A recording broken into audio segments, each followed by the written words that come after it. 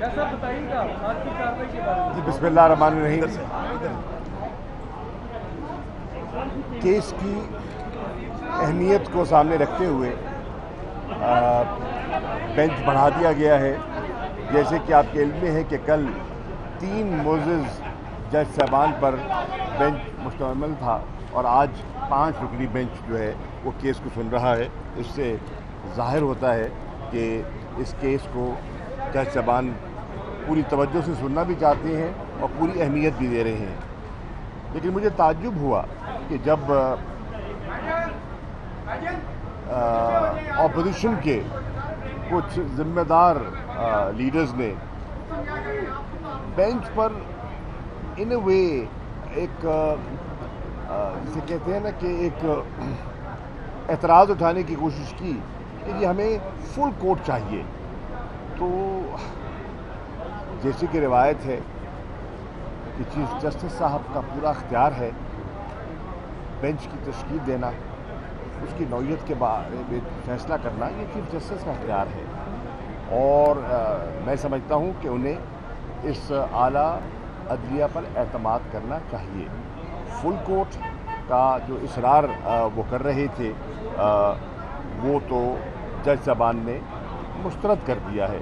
तो अपोजिशन को अदलिया के एहतराम को सामने रखते हुए ज़रा सोच समझ के बात करनी चाहिए। बहरहाल इम्पोर्टेंट केस है, कार्रवाई हो रही है क्योंकि पॉलिटिकल कमेटी का इजलास है, मुझे वहाँ जाना है प्राइम मिनिस्टर साहब की खिदमत में, तो मैं इजाज़त दे रहा हूँ। शाह साहब ये बता दें, आज ये सुप्रीम कोर्ट ने कहा है कि आज ही कोई मुनासिब फैसला जारी करेंगे। अगर उसमें ये हो जाता है कि जो स्पीकर की रूलिंग है उसको वापस कर देते तो फिर आप लोग क्या करेंगे? जो सवाल ये है, अभी फैसला आया नहीं है, उस पर कमेंट्री पहले शुरू कर दें। देखिए ना, फैसले का नेशनल सिक्योरिटी काउंसिल के जो मिनट्स हैं प्रेस रिलीज तो हमने देखी है दारुण तो मिनट्स कब तक पब्लिक होंगे? देखिए ये तो डिपेंड करता है ना कि अदालत कुछ भी तलब कर सकती है और अगर अदालत ने उनको देखना चाहा तो उनके सामने पेश कर दिए जाएंगे। अच्छा शाह साहब, ऐसी सूरत में नेशनल सिक्योरिटी कमेटी की जो अलामिया है उसकी अहमियत क्या है? उसकी बेपनाह अहमियत है।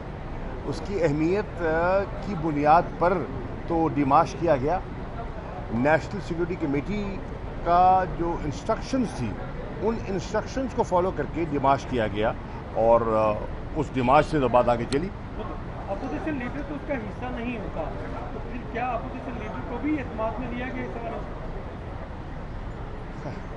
नेशनल सिक्योरिटी कमेटी की अपनी अहमियत है और नेशनल सिक्योरिटी कमेटी में सर्विस चीफ्स होते हैं, चेयरमैन होते हैं और प्राइम मिनिस्टर सरबराही करते हैं, इम्पोर्टेंट वज़रा होते हैं उसमें। और जब वो फैसला करती है और सिक्योरिटी एजेंसी के सरबराह फैसला नेशनल इंटरेस्ट को सामने रख के किया जाता है। उन्होंने सारी नोक पलक देखकर हिदायत जारी की कि आप डिमाश इशू करें और उनके कहने पर फिर फॉरेन ऑफिस ने डिमाश इशू किया। Thank you. जहांगीर साहब और अली खान साहब का क्या रोल रहा है आप लोगों को यहाँ तक पहुँचाने में? मैं उस पर कुछ ना ही कहूँ तो बेहतर है।